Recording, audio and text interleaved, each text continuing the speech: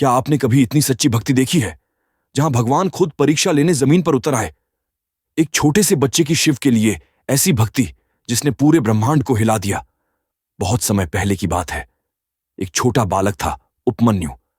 वो अपने माता पिता के साथ एक साधारण जीवन जीता था। एक दिन वो अपने चाचा के घर गया। वहां उसने देखा कि चाचा स्वादिष्ट भोजन कर रहे हैं, सुंदर वस्त्र पहनते हैं और आरामदायक जीवन जीते हैं।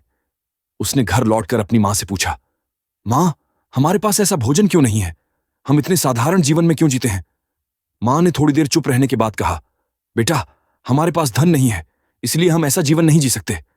लेकिन अगर कोई है जो तुम्हारी हर इच्छा पूरी कर सकता है, तो वो है भगवान शिव। यह सुनकर उपमन्यु की आंखों में उम्मीद की चमक आ गई। उसने मां से कहा, मां, मैं भगवान शिव की भक्ति करूंगा। अगले ही दिन उपमन्यु जंगल की ओर चला गया। उसने वहीं रहकर तपस्या शुरू की। पहले वो सिर्फ फलों पर जीवित रहा, फिर पत्ते खाने लगा। कुछ समय बाद उसने पत्ते भी त्याग दिए और अंत में जल पीना भी छोड़ दिया। अब वो बस ध्यान में लीन था। उसकी तपस्या इतनी कठोर थी कि तीनों लोकों में चर्चा होने लगी। देवता चिंतित हो उठे। तभी भगवान शिव ने कहा, इस बालक की भक्ति सच्ची है, मैं खुद इसकी परीक्षा लूंगा। भगवान शिव एक वृद्ध ब्राह्मण का रूप लेकर उपमन्यु के सामने प्रकट हुए और बोले, हे बालक, तुम किसकी पूजा कर रहे हो?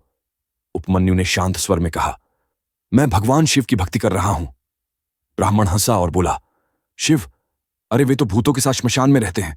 कोई सुंदर और महान देवता चुनो, जैसे भगवान विष्णु। शिव की पूजा करके क्या पाओगे? यह सुनकर उपमन्यु को बहुत क्रोध आया। उसने गुस्से में कहा, आप मेरे ईश्वर का अपमान कर रहे हैं। मैं ऐसे किसी व्यक्ति से बात नहीं करना चाहता जो मेरे भगवान का तिरस्कार करे। कृपया यहां से चले जाएं। तभी अचानक आकाश में बिजली सी चमकी। चारों ओर तेज रोशनी फैल गई। वो ब्राह्मण रूप टूट गया और प्रकट हुए स्वयं भगवान शिव, त्रिनेत्रधारी, जटाधारी, गले में नाग और हाथ में त्रिशूल लिए। शिवजी मुस्कुराए और बोले, वत्स, मैं तुम्हारी भक्ति से प्रसन्न हूं। मांगो, क्या वरदान चाहिए? उपमन्यु ने बड़ी विनम्रता से कहा, प्रभु, मुझे कुछ नहीं चाहिए, बस यही आशीर्वाद दीजिए कि आपकी भक्ति जीवन भर बनी रहे। भगवान शिव बहुत प्रसन्न हुए और बोले, तथास्तु, तुम्हारी भक्ति अमर रहेगी। तुम एक महान ऋषि बनोगे और संसार को शिव भक्ति का मार्ग दिखाओगे। इस प्रकार उपमन्यु की सच्ची भक्ति ने भगवान शिव को भी धरती पर उतरने के लिए मजबूर कर दिया।